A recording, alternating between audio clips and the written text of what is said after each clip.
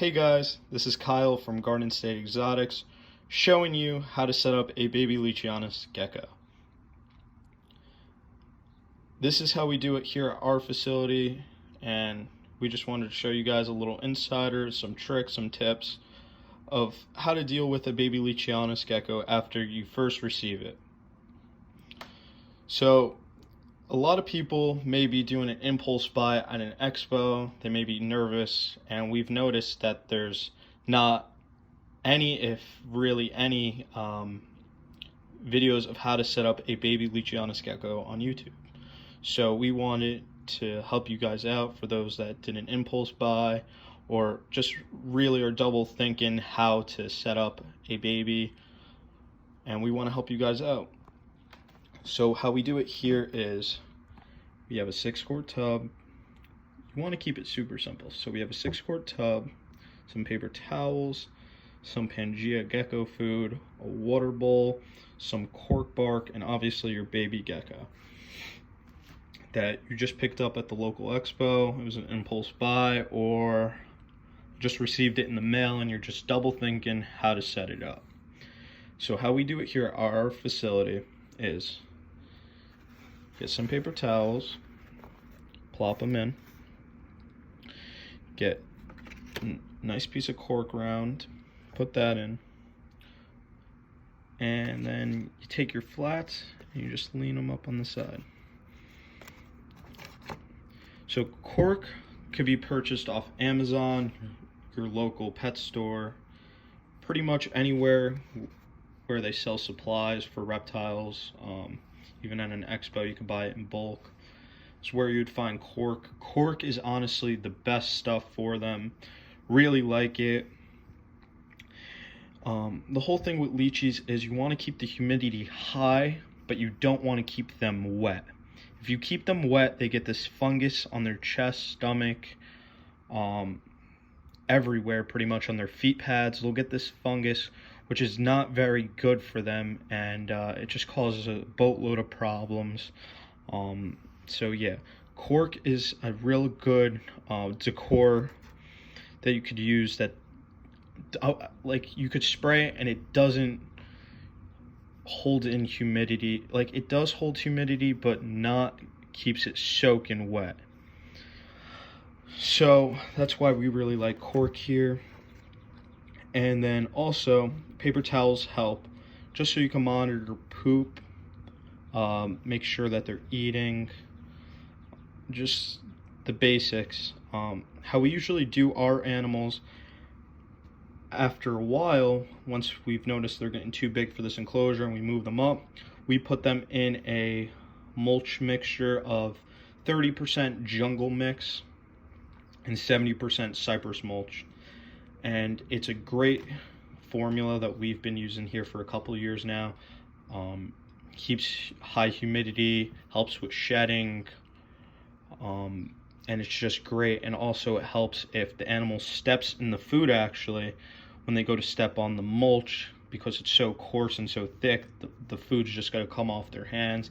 When you have a lot of animals, it saves a headache and a half, because then you don't have to go through the animals each day and see which animal stepped in food, and you have to clean their feet off, you know, that whole jazz. But this is how we set our basic Leachianus babies here. This cage I would recommend for nothing over like 25 to 30 grams, so everything under that is good to go in this setup. A size 6-quart tub with a real nice amount of cork bark, so anywhere from like a hatchling to 30 grams does great in this. Once you realize the animal is like around that 25 to 30 gram mark, and they're just way too big for this enclosure, then that's when you can bump them up to, let's say, like an 8 or 10 or 12-quart tub. And then you're going to need a food bowl. We just use water bottle caps.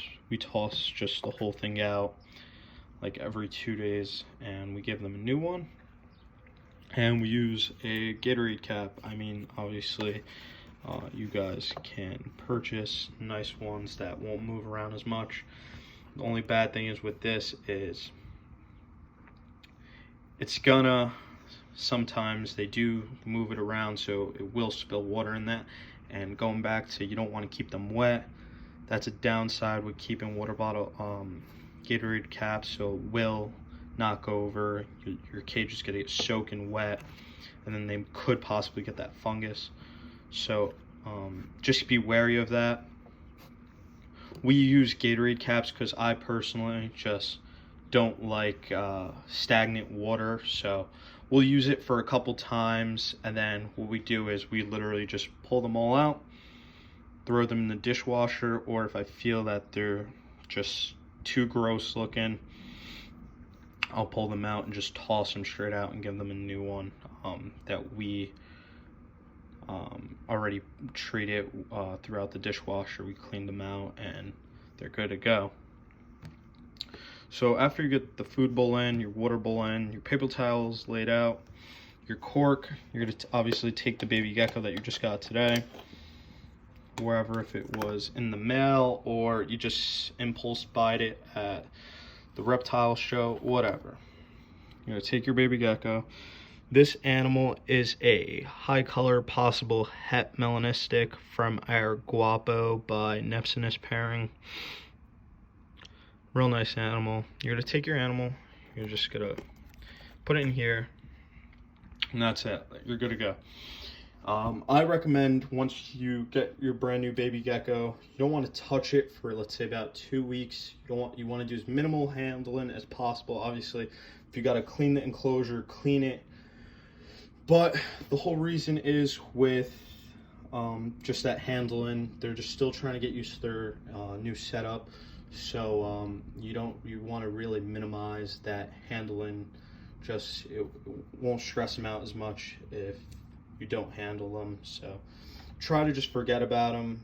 Just do the feeding, the watering, and really don't touch them if you don't have to for about 2 weeks. And then after that, you could try to socialize them and try to do some handling. But yeah, I would definitely say give it around 10 to 14 days before you start doing some handling, or until you notice that they're eating well and you start seeing poop throughout the cage. And that's pretty much it. We're gonna do a part 2 to this, how we set it up originally with our mulch mixture. The reason why this gecko personally is going in this today is because she's kind of a picky eater. I had her on mulch, but she wasn't doing too great on it. I felt she's growing a little slowly, so I visually saw that I wasn't seeing as much poop as I would like. The food wasn't going as missing as much, so that's why I'm switching her over to paper towels today, so I can monitor her pooping and her eating.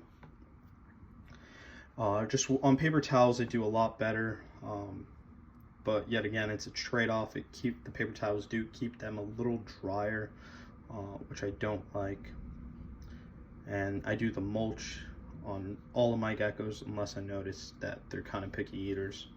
And obviously you're going to go through the cage once, twice a day, depending on how you see your humidity. You're going to spray it down, and that's it. You just want to keep it simple. You don't want to overthink it. If you overthink it, I think that's where a lot of people have these issues with everything. So don't overthink it. Keep it very simple. Obviously, as the animal gets bigger and it goes into its final cage, then you can make it look real nice, bioactive, some nice plants, etc., etc. That's really it. Also, you're going to want to drill holes in the side of this 6-quart whenever you get it. I just realized that this was a bin that I just had that was clean, so I pulled it out and realized there was no holes on it. So I'm going to be doing that right after this video. And that's really it. So if you guys like this video today, please give us a like and subscribe, as it would be very much appreciated and would help us really grow this channel. So thank you very much and have a great day, guys. Bye.